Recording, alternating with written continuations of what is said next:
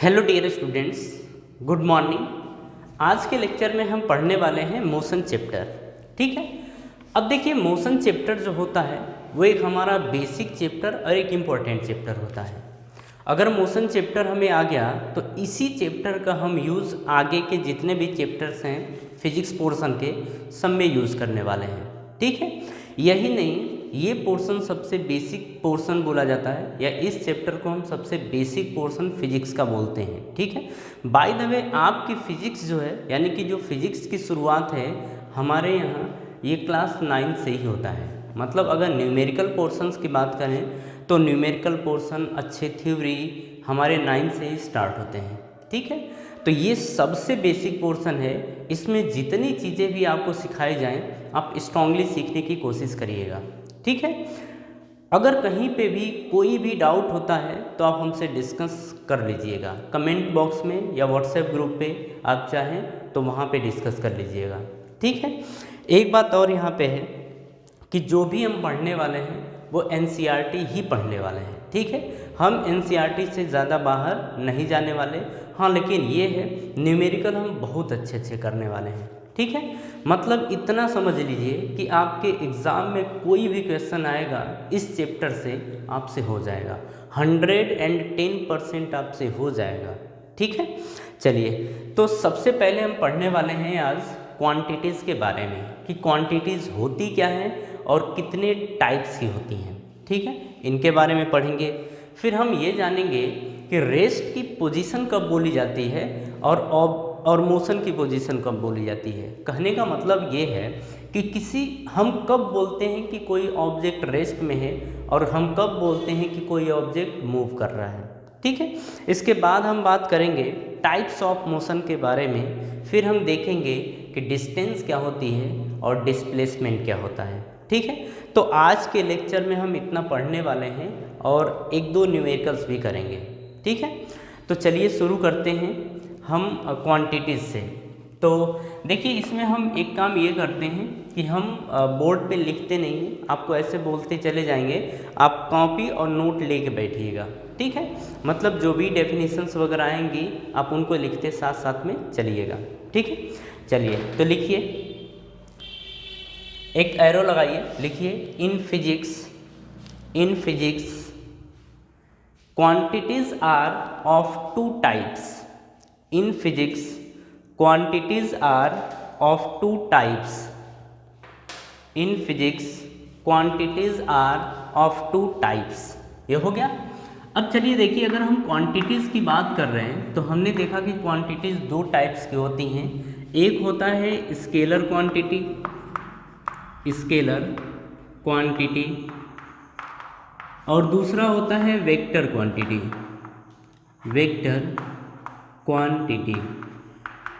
ठीक है। अब हम ये समझेंगे कि स्केलर क्वांटिटी किसे बोला जाता है और वेक्टर क्वांटिटी किसे बोला जाता है, या हम कब बोलते हैं कि कोई क्वांटिटी स्केलर है और वेक्टर है। ठीक है। हम इसकी बात करेंगे। तो हमारी फर्स्ट हेडिंग रहेगी स्केलर क्वांटिटी। आप लिखिए, इसमें स्केलर क्वांटिटी में those physical quantities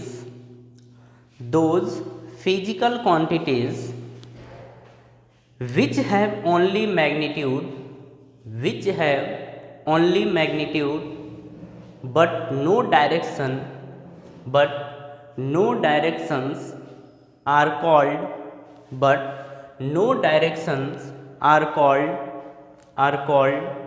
scalar quantity. ठीक है। जैसे देखिए, अगर हम बात करें डिस्टेंस की, इसमें एग्जांपल लिखिए, दैट इज डिस्टेंस, लेंथ, फिर मास, फिर टाइम, वर्क। देखिए, हम बाद में समझेंगे कि वर्क स्केलर क्वांटिटी क्यों होता है। ठीक है। लेकिन अभी ये लिखिए कि इतनी क्वांटिटीज़ या इससे और भी हैं, इनको बोला जाता है स्केलर क्वांटिटीज। डिस्टेंस के पास केवल मैग्नीट्यूड होता है, डायरेक्शन नहीं होता है। लेंथ के पास केवल मैग्नीट्यूड होता है, डायरेक्शन नहीं होता है। मास के पास भी केवल मैग्नीट्यूड होता है, डायरेक्शन नहीं होता है। टाइम और वर्क के साथ भी यही होता है, ठीक है। अब देखिए इनके पास केवल और केवल मैग्नीट्यूड है, डायरेक्शन नहीं है, इसीलिए इन क्वांटिटीज़ को बोला जाता है स्केलर क्वांटिटीज़। बात समझ में आ गई? चलिए इसके बाद हम लिखेंगे वेक्टर क्वांटिटी। नेक्स्ट हमारी हेडिंग होगी vector quantity. Vector quantity,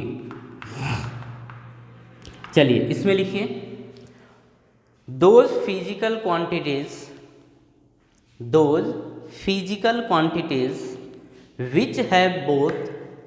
which have both magnitude and direction, which have both magnitude and directions are called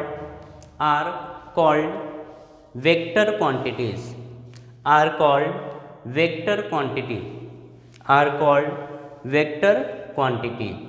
जैसे देखिए अब एग्जाम्पल की बात करें तो इसमें लिख लीजिए दैट इज डिस्प्लेसमेंट। इसके बाद हम लिखेंगे वेलोसिटी, फिर एक्सेलरेशन, ये एक्सेलरेशन है, फिर फोर्स, मोमेंटम, etc।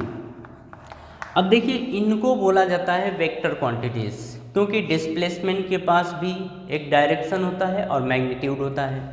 वेलोसिटी के पास भी मैग्नीट्यूड और डायरेक्शन दोनों होता है। एक्सेलरेशन के पास भी मैग्नीट्यूड और डायरेक्शन दोनों होता है।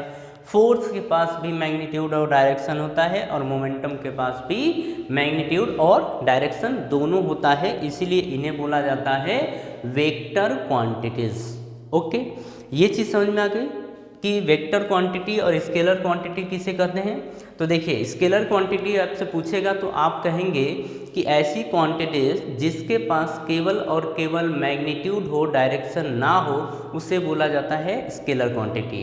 और वेक्टर क्वांटिटी कभी पूछे तो हम बोलते हैं कि ऐसी फिजिकल क्वांटिटी जिसके पास दोनों हो, मीन्स मैग्नीट्यूड भी हो और डायरेक्शन भी हो, ऐसी क्वांटिटीज़ को बोला जाता है वेक्टर क्वांटिटी। बात समझ में आ गई। नेक्स्ट हेडिंग लिखिए रेस्ट। मतलब हम कब बोलते हैं कि कोई ऑब्जेक्ट रेस्ट की पोजीशन में है, तो लिखिए हेडिंग है हमारी रेस्ट, हेडिंग है रेस्ट। लिखिए इसमें if the position of the object does not change with time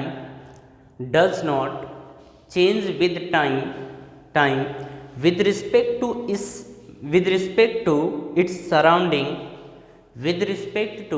its surrounding, it is said to be at rest। ठीक है, अब समझिएगा। जैसे मान लीजिए ये आप खड़े हैं, ठीक है, और ये मान लीजिए कि ऐसे एक पोल खड़ा है, पोल मतलब खंभा, ये खड़ा है, ठीक है, ऐसे ये खड़ा है, ये आप खड़े हैं, ये पोल भी खड़ा है, ठीक है। अब हम पोल की बात कर रहे हैं तो पोल ये तो गड़ा होगा, बात समझ में आ रही है। आप यहाँ खड़े हैं, ये भी खड़ा है।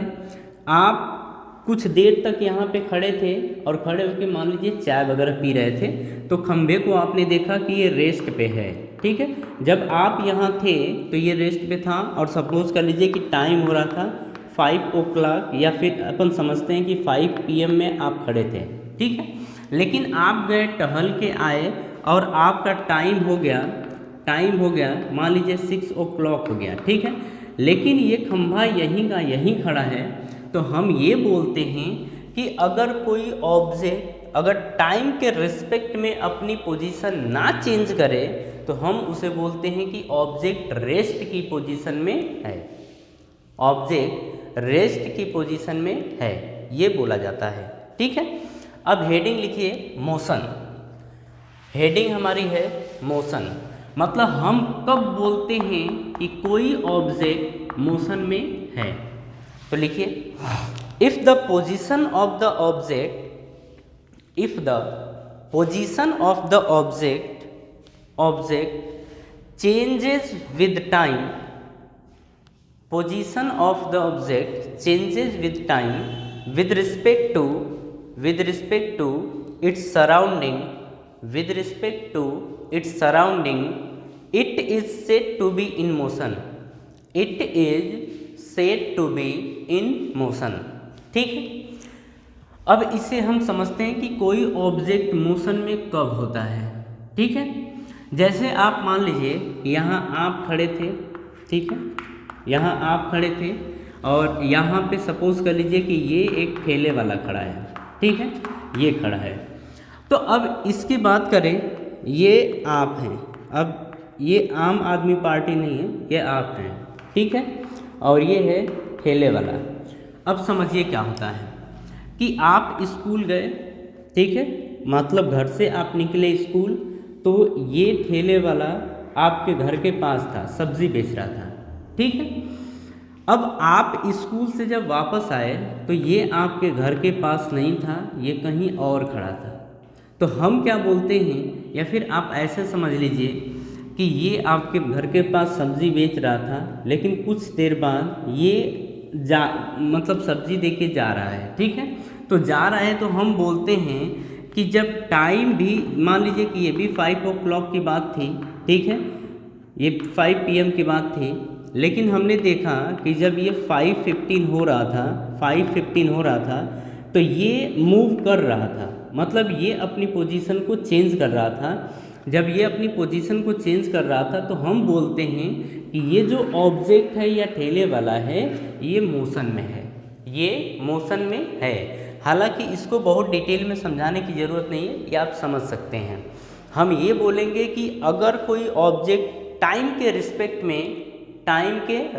में और किसी सराउंडिंग के रिस्पेक्ट में अपनी पोजीशन चेंज कर रहा है, टाइम के साथ सराउंडिंग के रिस्पेक्ट में अगर अपनी पोजीशन चेंज कर रहा है तो हम बोलते हैं कि ऑब्जेक्ट मोशन में है, ऑब्जेक्ट मोशन में है। बात समझ में आ गई। अब इसके बाद इसमें आप लिखिए नोट, एक नोट लिखिए मोशन इज नॉट एब्सोल्यूट, ये ध्यान रखिएगा, ठीक है। Motion is not absolute, it is relative, similarly rest is also relative, अब समझिएगा कि होता क्या है, इसके कहने का मतलब क्या है कि यहाँ पे बोल रहा है कि रेस्ट या मोशन ये एब्सोल्यूट क्वांटिटी नहीं होती है, ये ऐसा होता है कि मतलब एक दूसरे से रिलेट करता है, मतलब रिलेटिव टर्म्स होते हैं। जैसे आप समझिए कि दो साइकिल वाले या दो बाइकर्स होते हैं, दोनों एक दूसरे से ऐसे बात करते हुए जा रहे हैं, या आपने भी किया होगा कि दो बाइक्स वाले होते हैं, या फिर आप सुबह के टाइम जब स्कूल जाते हैं तो दो फ्रेंड्स एक साथ बात करते हुए जाते हैं, ठीक है। तो अब इस चीज़ को समझिएगा, एक फ्रेंड के रिस्पेक्ट में दूसरा फ्रेंड जो होता है वो रेस्ट पे होता है। लेकिन अगर तीसरा आदमी कहीं खड़ा हो, तीसरा आदमी मान लीजिए साइड में खड़ा है, उसको तो आप मूव करते हुए नज़र आएंगे ना, उसको आप मूव करते हुए नज़र आएंगे, मतलब तीसरे आदमी के रिस्पेक्ट में आप दोनों लोग मोशन में हैं, लेकिन एक दूसरे के रिस्पेक्ट में आप रेस्ट में हैं, एक दूसरे के रिस्पेक्ट में आप रेस्ट में हैं। इसीलिए बोला जाता है कि मोशन और रेस्ट जो होते हैं ये रिलेटिव टर्म्स होते हैं, एब्सोल्यूट नहीं। बात समझ में आई। नेक्स्ट लिखिए heading types of motion. Next heading हमारी टाइप्स ऑफ मोशन। अब देखिए बात कर रहा है कि मोशन जो होते हैं वो कितने टाइप्स के होते हैं। तो देखिए यहाँ पे बात किया जाए अगर मोशन के टाइप की, तो जो मोशन होता है मोशन वो दो टाइप्स का होता है, ठीक है। यहाँ पे हम बोलते हैं कि एक यूनिफॉर्म मोशन ये होता है, दूसरा होता है नॉन यूनिफॉर्म मोशन, ये दूसरा होता है। ठीक है, अब ध्यान से देखिए कि यूनिफॉर्म मोशन किससे बोला जाता है और नॉन यूनिफॉर्म मोशन किससे बोला जाता है, हम इसकी बात कर रहे हैं। ठीक है, अगर मान लीजिए यूनिफॉर्म मोशन की बात करें, अभी हम डेफिनेशन लिख रहे हैं, लेकिन अभी समझ लीजिए कि यूनिफॉर्म मोशन और नॉन यूनिफॉर्म मोशन हम कब बोलेंगे। देखिए, अगर किसी ऑब्जेक्ट की बात करें, अगर वो t इज इक्वल्स टू 5, मान लीजिए कि 5 सेकेंड में ये मूव कर रहा है, मान लीजिए कि 5 किलोमीटर, सॉरी आप ये समझिए कि ये मूव कर रहा है 500 मीटर, मतलब कोई ऑब्जेक्ट 5 सेकेंड में मूव कर रहा है 500 मीटर। कुछ देर बाद अपन बोलेंगे कि ये t1 टाइम था, ये t2 टाइम था। ठीक है, अब t2 टाइम जो था वो टाइम फिर से 5 सेकेंड लिया है और इसने फिर से 500 मीटर डिस्टेंस ट्रेवल की है। तो हम यहाँ पे बोलते हैं कि देखिए यहाँ पे 5 सेकेंड में 500 मीटर डिस्टेंस ट्रेवल किया है, फिर से 5 सेकेंड लिया है, फिर उसके बाद 5 सेकेंड लिया है, उसमें भी 500 मीटर डिस्टेंस ट्रेवल किया है।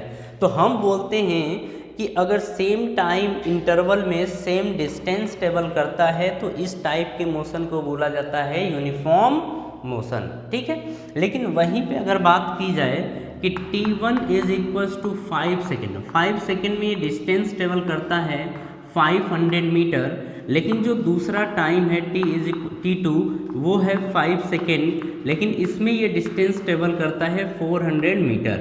तो हम बोल रहे हैं कि सेम या इक्वल टाइम इंटरवल में इक्वल डिस्टेंस ट्रेवल नहीं हो रही है, इसका मतलब जो मोशन है वो नॉन यूनिफॉर्म मोशन है। बात समझ में आई? कोई डाउट है? कोई डाउट नहीं? लिखिए, हेडिंग लिखिए, यूनिफॉर्म मोशन। यूनिफॉर्म मोशन लिखिए, when a moving body travels equal distance in equal interval of time, travels equal distance in equal interval of time irrespective of direction, मतलब डायरेक्शन से कोई लेना देना नहीं है, irrespective of direction, then this type of motion is called uniform motion.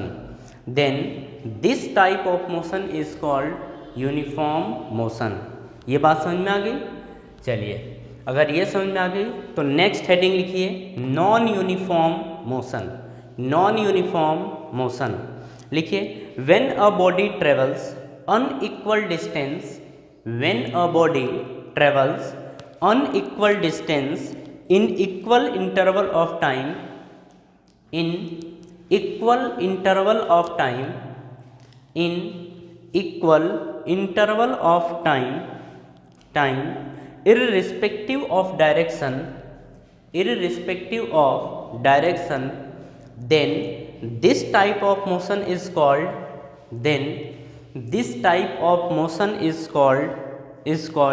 non uniform motion. Then this type of motion is called non uniform motion. खैर समझ गए, इसको कॉपी कर लीजिए। अब चलिए, अगर ये चीज़ हो गया तो अब हम बात करेंगे ओरिजिन के बारे में कि ओरिजिन क्या होता है।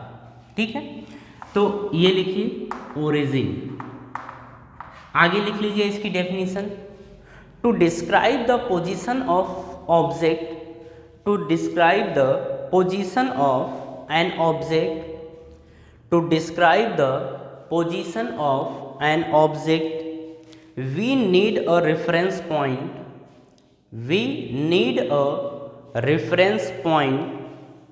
called origin. We need a reference point called origin. ये समझ गए कि ओरिजिन किससे बोला जाता है। चलिए, अब देखिए समझ लेते हैं। बोल रहा है कि किसी भी ऑब्जेक्ट की पोजीशन को डिस्क्राइब करने के लिए एक रेफरेंस पॉइंट की ज़रूरत होती है। जैसे हम ये बोल रहे हैं कि आप स्कूल जा रहे हो, ठीक है, या फिर आप स्कूल जा रहे हो कहाँ से जा रहे हो? अपने घर से। तो जब आप अपने घर से स्कूल जा रहे हो और फिर घर पे ही आ रहे हो, तो जो घर आपका होता है यही आपका ओरिजिन होता है, यही आपका ओरिजिन होता है। कभी कभी आपसे पूछा जाता है कि ये बताइए आपका स्कूल कितनी दूर है, तो आप ये नहीं कहते हैं कि अच्छा दिल्ली से इतनी डिस्टेंस पर है, आप ऐसा नहीं बोलते हैं। आप बोलते हमेशा हैं कि मेरे घर से 2 किलोमीटर के डिस्टेंस पर है, मेरे घर से 5 किलोमीटर की डिस्टेंस पे है, आप हमेशा ऐसे बोलते हैं, ठीक है। मतलब जो घर आपका होता है वो एक रेफरेंस पॉइंट होता है किसी भी पोजीशन को या किसी भी डिस्टेंस को बताने के लिए, ठीक है। तो ये चीज़ तो समझ आएगी ना कि ओरिजिन होता क्या है। चलिए नेक्स्ट हेडिंग है आपकी डिस्टेंस। अब हम ये समझेंगे कि डिस्टेंस किसे बोला जाता है और डिस्प्लेसमेंट किसे बोला जाता है, ये दोनों पॉइंट्स इंपॉर्टेंट हैं, ठीक है। तो लिखिए the actual length of the path, the actual length of the path covered by a moving body, covered by a moving body irrespective of the direction, irrespective of the direction called distance, called distance, called distance। अभी आप लिखिए, समझ रहे हैं, ठीक है। एक ही में समझेंगे डिस्प्लेसमेंट और डिस्प्लेसमेंट। अब इसके नीचे एक नोट लिखिए, नोट लिखिए और ध्यान रखिएगा कि जो डिस्टेंस होता है वो एक्चुअल पाथ की लेंथ होती है, एक्चुअल पाथ की लेंथ होती है, वही डिस्टेंस कहलाती है, ठीक है। अब इसमें नोट लिखिए, डिस्टेंस इज अ, नोट में first point, distance is a scalar quantity, distance is a scalar quantity, ठीक है। नेक्स्ट पॉइंट है distance can not be negative, distance can not be negative. आप दोनों पे स्टार लगा लीजिए क्योंकि दोनों बातें आपको ध्यान रखना पड़ेगा कि डिस्टेंस एक स्केलर क्वांटिटी होता है और डिस्टेंस कभी भी निगेटिव नहीं हो सकता, ठीक है। थर्ड पॉइंट हम बात करेंगे यूनिट के बारे में कि इसकी यूनिट होती क्या है। तो देखिए इसकी यूनिट होती है मीटर, मतलब डिस्टेंस को मेज़र किया जाता है मीटर में, डिस्टेंस को मेज़र किया जाता है मीटर में। बात समझ में आ गई। चलिए इसके बाद आपकी हेडिंग रहेगी डिस्प्लेसमेंट, हेडिंग है डिस्प्लेसमेंट, डिस्प्लेसमेंट। आप लिखिए इसमें the shortest distance between, the shortest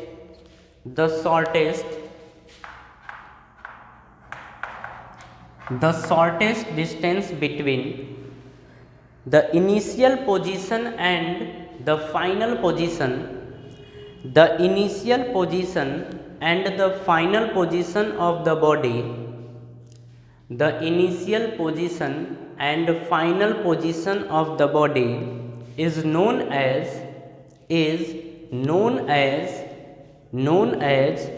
displacement, known as its displacement, ठीक है।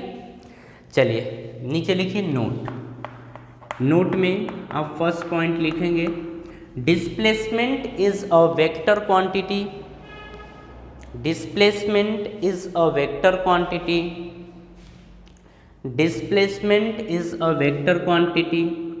सेकेंड पॉइंट लिखिए displacement can be positive, displacement can be positive comma negative, positive ऐसे कॉमा निगेटिव और ज़ीरो। डिस्प्लेसमेंट क्या क्या हो सकता है, पॉजिटिव हो सकता है, निगेटिव हो सकता है और ज़ीरो भी हो सकता है, ठीक है। अब इसके यूनिट की बात करें तो थर्ड पॉइंट लिखिए यूनिट।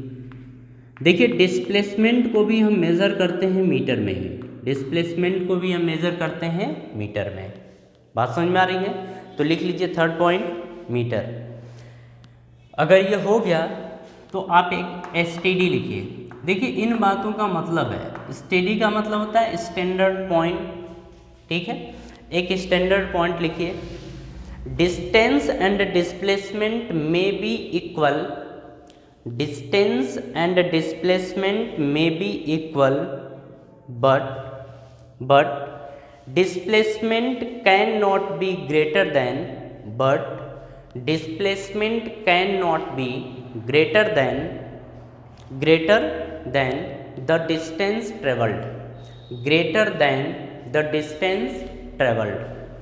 चलिए ये चीज़ समझ में आ गया ना सब कुछ, कि डिस्टेंस की डेफिनीशन क्या होती है, डिस्प्लेसमेंट की डेफिनीशन क्या होती है, डिस्टेंस में कौन सी बातें ध्यान रखनी चाहिए, डिस्प्लेसमेंट में कौन सी बातें ध्यान रखनी चाहिए, ये सब हमने पढ़ लिया। तो देखिए डिस्टेंस में आप ये समझिएगा कि या ध्यान रखिएगा कि जो डिस्टेंस होती है वो एक स्केलर क्वांटिटी होती है, डिस्टेंस कभी भी निगेटिव नहीं हो सकती, और डिस्टेंस की जो यूनिट होती है वो मीटर होती है, ठीक है।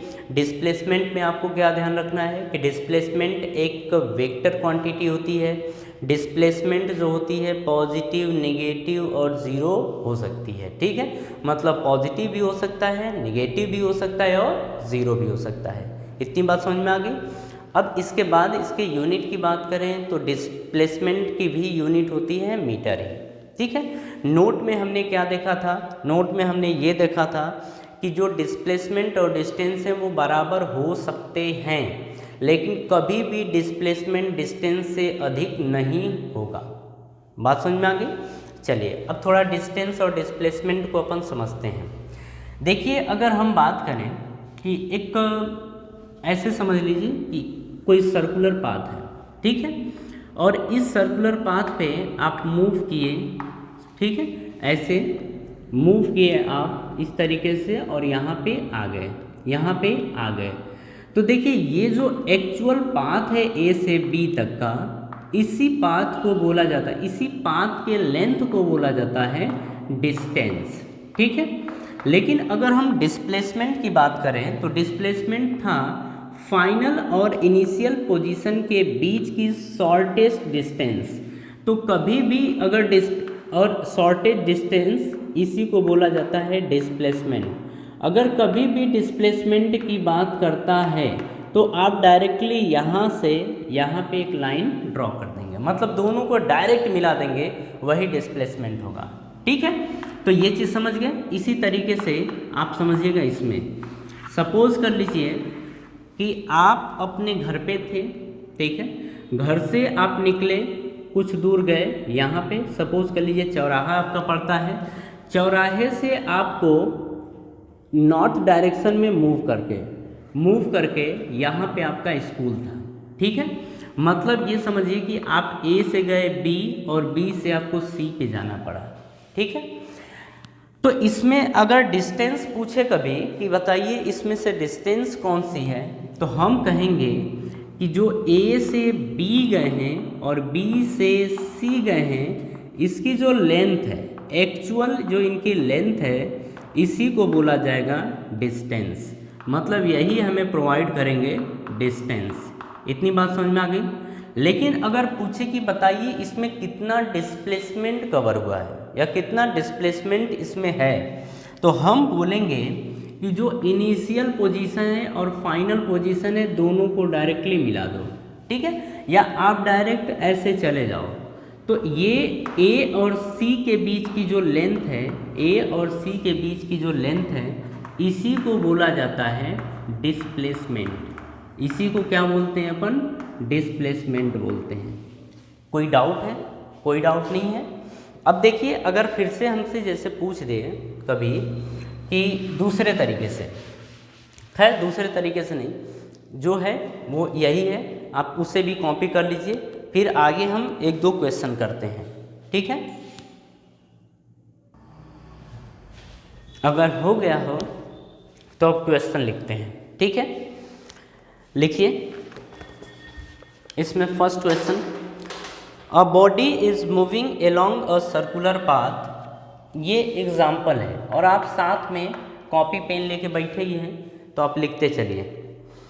A body is moving along a circular path of radius r, along a circular path of radius r what will be the distance travelled, what will be the distance travelled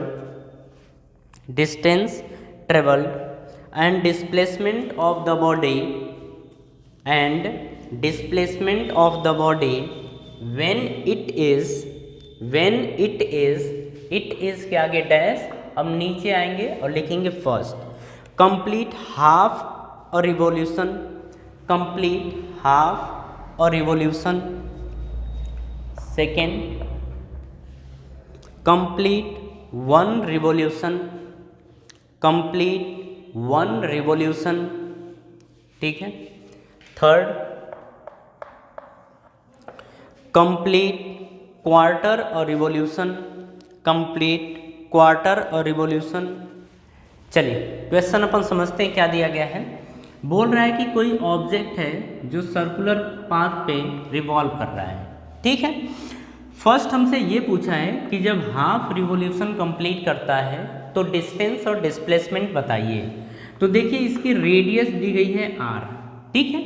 हम ये मान लेते हैं कि जो ऑब्जेक्ट था वो A से शुरू हुआ और B तक ये पहुंचा है, A से B तक पहुंचा है तो हाफ रिवॉल्यूशन कंप्लीट किया है, ठीक है। अब हम यहाँ से ये जो डिस्टेंस है ये डिस्टेंस जो होगी वो सेंटर से अपन मेजर करेंगे। तो सेंटर से इसका रेडियस ये r होगा, मतलब इसका रेडियस r होगा। फिर सेंटर से ही इसकी जो डिस्टेंस होगी वो भी r होगी क्योंकि इसका रेडियस r है। अब ध्यान से देखिएगा, हमसे पूछ रहा है डिस्टेंस के बारे में कि डिस्टेंस कितना कवर करेगा। तो देखिए डिस्टेंस जो होगा वो अगर हम A से बोलते कि A तक आ रहा है तो इसके सरकमफरेंस के बराबर होता। अगर कंप्लीट रिवॉल्यूशन होता तो इसके सरकमफरेंस के बराबर होता डिस्टेंस, लेकिन ये कंप्लीट नहीं, ये हाफ है तो ये हो जाएगा सरकमफरेंस का आधा, सॉरी 2 पाई r। सरकमफरेंस का फॉर्मूला होता है 2 पाई r, तो 2 पाई r/2 हो जाएगा। तो ये हाफ रिवॉल्यूशन हमें मिल जाएगा, ठीक है। तो डिस्टेंस जो आएगा 2 पाई, अब इसकी रेडियस जो है वो कैपिटल R है, बाई 2 कर देंगे तो ये आ जाएगा पाई r के बराबर। इतनी बात समझ में आ गई, ये आ जाएगी पाई r के बराबर। मतलब A से B के बीच की जो डिस्टेंस है, जो डिस्टेंस कवर किया गया है वो पाई r के बराबर होगा। इतनी बात समझ में आ गई। इसके बाद देखिए अगर हम बात करें डिस्प्लेसमेंट की, तो डिस्प्लेसमेंट किस तरीके से निकाला जाएगा उसकी बात कर लेते हैं, ठीक है। तो इसी में हमसे पूछ रहा है डिस्प्लेसमेंट भी। तो डिस्प्लेसमेंट के लिए देखिए ध्यान से, हम बोल रहे हैं कि A से B के बीच की जो डिस्टेंस है, मतलब A से B के बीच की जो डिस्टेंस है वही डिस्प्लेसमेंट के बराबर होगा, ठीक है। डायरेक्टली A से B की डिस्टेंस जो होगी वही डिस्प्लेसमेंट के बराबर होगी। तो A से B के बीच की जो डिस्टेंस है वो r प्लस r के बराबर है, मतलब ये कंप्लीट डिस्टेंस। तो ये r और यहाँ से ये r और ये आ जाएगा 2r के बराबर। तो जो डिस्प्लेसमेंट होगा वो 2r के बराबर होगा, ठीक है। तो ये फर्स्ट था complete revolution, sorry half revolution हो रहा है तब। लेकिन सेकेंड हमसे पूछ रहा है कि कंप्लीट रिवॉल्यूशन हो तब। तो कंप्लीट रिवॉल्यूशन के लिए देखिए अगर हम डिस्टेंस की बात करें तो जो डिस्टेंस होगा वो इसके सरकमफरेंस के बराबर होगा। मतलब ये कंप्लीट, हम बोल रहे हैं कि A से A पे जा रहा है, A टू A, तब ये कंप्लीट रिवॉल्यूशन हो रहा है। और इस टाइम डिस्टेंस जो होगी वो होगी 2 पाई r के बराबर। 2 पाई यहाँ पे रेडियस दिया गया है कैपिटल R, तो ये निकल के आ गई डिस्टेंस। लेकिन अब हमसे पूछ रहा है कि लगे हाथ डिस्प्लेसमेंट भी आप बता दीजिए। तो देखिए डिस्प्लेसमेंट की बात करें तो डिस्प्लेसमेंट A टू A है, तो A से A के बीच की डिस्टेंस कितनी है। तो मान लीजिए कि हम घूम के वहीं पे फिर आ गए, मतलब स्कूल गए, स्कूल से हम फिर घर आ गए, तो स्कूल मतलब घर से घर की डिस्टेंस कितनी है 0। तो यहाँ पे जो डिस्प्लेसमेंट मिलेगा, सॉरी घर से घर की दूरी, सही है, तो इसका जो डिस्प्लेसमेंट मिलेगा वो 0 के बराबर हो जाएगा और यही हमारा आंसर हो जाएगा, ठीक है। चलिए इसके बाद हम थर्ड की बात कर रहे हैं। तो थर्ड बोल रहा है कि क्वार्टर रिवॉल्यूशन हो तो डिस्प्लेसमेंट और डिस्टेंस बताइए। तो देखिए क्वार्टर का मतलब यहाँ पे कि ये चीज़, ठीक है, ये सब कुछ हट जाएगा। सिर्फ हमसे पूछ रहा है कि ये सपोज कर लीजिए सी है, तो ये बोल रहा है कि ए से सी तक आप पहुँच रहे हैं, तो आप ऐसे ऐसे चले और यहाँ पे आप पहुँच गए। अब हमसे पूछ रहा है कि ए से सी के बीच की डिस्टेंस बताइए, मतलब ऑब्जेक्ट ए से सी तक में कितनी डिस्टेंस कवर किया है, और बोल रहा है कि बताइए डिस्प्लेसमेंट कितना कवर हुआ है, ठीक है, इसकी बात कर रहा है। तो देखिए अगर डिस्टेंस की हम बात करें तो ये पूरे सर्किल का 4th पार्ट है। मतलब अगर हम डिस्टेंस की बात करें तो ये सरकम पूरे डिस्टेंस का या पूरे बोले सरकमफरेंस का 4th पार्ट है, ठीक है। तो सरकमफरेंस कितना होता था 2 पाई आर के बराबर, और ये उसका 4th पार्ट है। देखिए ये 1 2 3 और ये 4 पार्ट, क्योंकि ऐसे ये 4 पार्ट होंगे ना, तो 4 पार्ट में से एक पार्ट की बात कर रहा है, और पूरा कितना है 2 पाई आर। और ये इसकी बात करें तो ये देखिए पूरे का ये 4th पार्ट है, तो हम लिख देंगे यहाँ पे 2 पाई कैपिटल R बाई 4, यानी कि जो डिस्टेंस आएगा वो पाई R बाई 2 आ जाएगा, क्योंकि 2 2 ज़ा 4, पाई R बाई 2, तो ये मिल जाएगी डिस्टेंस। अब हम बात कर रहे हैं डिस्प्लेसमेंट की, ठीक है, डिस्प्लेसमेंट की बात कर रहे हैं। तो देखिए डिस्प्लेसमेंट जो होगा वो ए से सी के बीच की जो डायरेक्ट डिस्टेंस होगी वही डिस्प्लेसमेंट कहलाएगा, ठीक है। डिस्प्लेसमेंट निकालने का तरीका ध्यान से देखिएगा। देखिए हमें ये पता है कि इसका रेडियस कितना होता है r, हमें ये पता है कि इसका रेडियस कितना होता है r, तो ये हम निकाल लेंगे बहुत आराम से बाय पाइथागोरस थ्योरम, ठीक है। तो अब देखिए ये क्या 90 डिग्री का एंगल बन रहा है, मतलब ये राइट एंगल ट्रायंगल बन रहा है, तो ये इसमें हाइपोटेनियस है, ठीक है। तो अगर हम बात करें AC की, ये मान लीजिए O है, तो अगर ये डिस्टेंस कवर करनी हो तो ये स्क्वायर प्लस ये स्क्वायर इज इक्वल टू ये स्क्वायर, यही होता है इसमें। तो हम बोलेंगे पाइथागोरस थ्योरम लगाएंगे, तो हम बोलेंगे यहाँ पे कि OC का स्क्वायर प्लस OC का स्क्वायर प्लस OA का स्क्वायर OA का स्क्वायर इज इक्वल्स टू आ जाएगा AC का स्क्वायर, तो ये आ जाएगा AC का स्क्वायर। इतनी बात समझ में आ गई। अब देखिए OC की वैल्यू R है, तो R का स्क्वायर प्लस OA की भी वैल्यू R के बराबर है, मतलब R का square is equals to AC का स्क्वायर, ये हो जाएगा, ठीक है।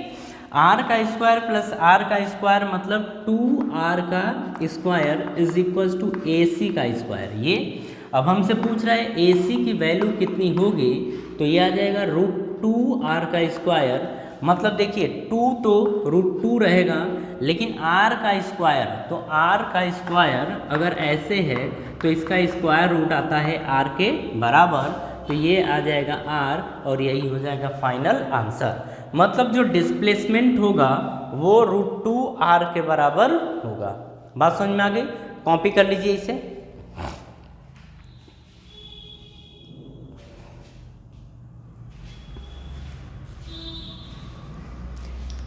चलिए तो आज के लिए हम कुछ इसके बाद हम आपको क्वेश्चन डाल देंगे, लेकिन इसके पहले एक क्वेश्चन और कर लेते हैं, ठीक है। क्वेश्चन कर लेते हैं, उसके बाद आज की सभा हम समाप्त करेंगे और फिर मिलेंगे ब्रेक के बाद। ब्रेक के बाद का मतलब नेक्स्ट डे, ठीक है। क्वेश्चन लिखिए फट से कि a particle moves through 3 metre, a particle moves through 3 metre towards east,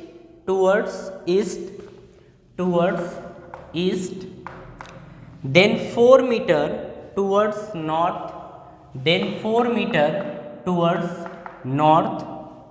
What is the net distance? What is the net distance traveled? What is the net distance traveled? And what is the magnitude of the net displacement? And what is the magnitude of the net displacement. ये हमसे question पूछ रहा है, ठीक है। ध्यान से समझिएगा कि इस क्वेश्चन को सॉल्व किस तरीके से करेंगे। जब भी इस तरीके का क्वेश्चन आए आप सबसे पहले ये बना लीजिएगा, मतलब क्वाड्रेंट बना लीजिएगा, ठीक है। अब इसमें देखिए ये ईस्ट होता है, ये वेस्ट होता है, ये नॉर्थ होता है और ये साउथ होता है, ये सबको पता है। अब जब इस तरीके से आप बना लेंगे तो इस तरीके का क्वेश्चन आपसे आराम से हो जाएगा। बोल रहे हैं कि a particle moves through 3 metre towards east, मतलब कोई पार्टिकल है वो ओरिजिन से 3 मीटर ईस्ट की तरफ मूव करता है, मतलब ये डिस्टेंस है 3 मीटर। ये ओ ले लीजिए, ये ए पोजीशन ले लीजिए, ठीक है। उसके बाद बोल रहा है कि and then 4 metre towards north, 4 metre towards north, ये बोल रहा है, मतलब 4 मीटर नॉर्थ की तरफ मूव कर रहा है। ये पोजीशन हम ले लेंगे बी, ठीक है। उसके बाद बोल रहा है कि what is the net distance travelled, बोल रहा है कि ये कितना डिस्टेंस कवर कर रहा है। तो देखिए डिस्टेंस की अगर हम बात करते हैं तो हम बोलते हैं कि जो डिस्टेंस होगा वो ओ से ए और ए से बी की जो ये पूरी लेंथ होगी इसी को बोला जाएगा डिस्टेंस, ठीक है। अब देखिए ये 3 मीटर दिया है, ये 4 मीटर दिया है, तो हम बोलेंगे कि ओ ए बी की जो वैल्यू आएगी, मतलब अगर टोटल डिस्टेंस की बात करें तो वो आ जाएगा ओ ए, मतलब ये डिस्टेंस प्लस ए बी, तो ये आ जाएगा ए बी। अगर ओ ए की बात करें तो ये 3 मीटर है, प्लस ए बी की बात करें तो ये 4 मीटर है, मतलब डिस्टेंस आ जाएगा 7 मीटर के बराबर। बात समझ में आ गई। इसके बाद हमसे पूछ रहा है कि डिस्प्लेसमेंट कितना होगा। तो देखिए डिस्प्लेसमेंट जब कैलकुलेट करना होगा तो हमें पता है कि इनिशियल और फाइनल पोजीशन के बीच की डिस्टेंस को ही बोला जाता है डिस्प्लेसमेंट, मतलब हमसे ये पूछ रहा है, ठीक है। तो ये पूछ रहा है तो फिर से वही पाइथागोरस थ्योरम लगाएंगे, क्योंकि ये 90 डिग्री का एंगल बन रहा है। तो हम ये यहाँ पे बोलेंगे कि जो डिस्प्लेसमेंट है, डिस्प्लेसमेंट वो होगा किसके बराबर, ओ बी के बराबर, मतलब ओ से बी की जो डिस्टेंस है ओ बी इसके बराबर होगा, ठीक है। तो यहाँ से क्या बोला जाएगा, पाइथागोरस थ्योरम लगाएंगे तो ओ बी का स्क्वायर, मतलब इसका square is equals to O A का स्क्वायर, ओ ए का स्क्वायर प्लस ए बी का स्क्वायर, ए बी का स्क्वायर, ये होगा, ठीक है। अब देखिए यहाँ से ओ बी का स्क्वायर का मतलब क्या है, ओ ए का मतलब 3, तो 3 का स्क्वायर प्लस ए बी का मतलब 4, मतलब 4 का स्क्वायर ये। अब देखिए 3 का स्क्वायर होगा 9 और 4 का स्क्वायर होगा 16, ये होगा, और ये है ओ बी का स्क्वायर, ठीक है। 9 और 16 होगा 25, तो ओ बी का स्क्वायर इज इक्वल टू 25, तो O B is equal to क्या, रूट में 25 होगा, तो 25 का स्क्वायर रूट कितना आ जाएगा, 5 के बराबर, मतलब 5 मीटर। तो ये आ गई डिस्प्लेसमेंट, ये आ गई डिस्प्लेसमेंट, ठीक है, कि इतना डिस्प्लेसमेंट होगा, ठीक। चलिए इसके बाद मतलब यहीं पे हम आज की सभा समाप्त करते हैं, ठीक है। और आप लोग अच्छे तरीके से जितनी डेफिनेशन जो चीज़ें समझाई गई हैं अच्छे तरीके से नोट भी बनाते चलिएगा, ठीक है। नोट बनाते चलेंगे, हम आपको अच्छे से अच्छे क्वेश्चन कराते चलेंगे। फाइनली देखिए हाफ ईयरली तक आपका हम ठीक ठाक पोर्शन करवा देंगे, ठीक है। ठीक ठाक पोर्शन भी करवा देंगे और अच्छे अच्छे न्यूमेरिकल्स भी करवा देंगे, अच्छी थ्योरी हम आपको कंप्लीट करा देंगे। मतलब ये है कि आपको यहाँ पे फुल पैकेज मिलेगा, ठीक है। मतलब इस चैनल के ऊपर आपको फुल पैकेज मिलने वाला है, मतलब बहुत मज़ा आने वाली है, ठीक है। तो एनसीईआरटी के आप कुछ क्वेश्चन हैं उनको कर लीजिएगा, ठीक है। और हम मिलते हैं नेक्स्ट लेक्चर में। तो नेक्स्ट लेक्चर में हम शुरू करेंगे स्पीड, वेलोसिटी और एक्सेलरेशन, ये सारी चीज़ें हम नेक्स्ट लेक्चर में पढ़ने वाले हैं, ठीक है। तो आज के लिए हम सभा समाप्त करते हैं। अगर आपको ये लेक्चर अच्छा लगे तो आप सब्सक्राइब कर लीजिएगा, सब्सक्राइब करके बेल आइकन को दबा दीजिएगा। अगर बेहतर लगता है तो आप लाइक ज़रूर कर दीजिएगा, ठीक है। चलिए तो आज के लिए हम इतना ही रखते हैं। Thank you.